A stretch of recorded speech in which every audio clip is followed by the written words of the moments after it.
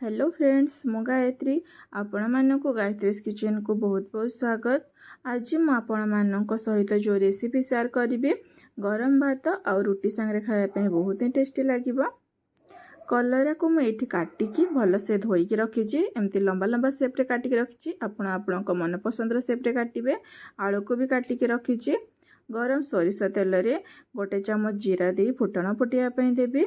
जीरा फुटीगला काटिक रखि कलरा को दे मीडियम फ्लेम रे गोटे मिनिट भाजी। कलरा को गोटे मिनिट भाजी सारा काटिक रखि आलू को दे भाजी।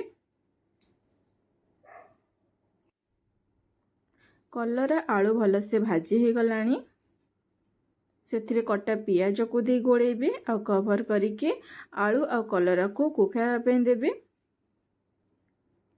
और गैस रो फ्लेम को लो रू मीडियम ही रखिबे।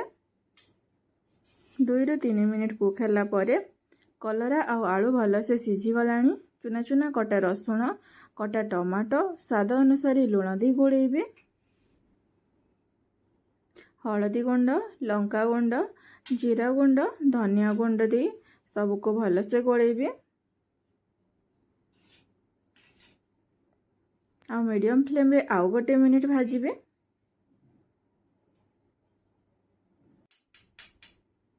टमाटर दिया कलरा आलू भजा पूरा पूरी रेडी हो जाइए। आपण रेसिपी को घरे प्रस्तुत करंतु और केमिति लागिला कमेंट लिखि निश्चय जणांतु। Thank you.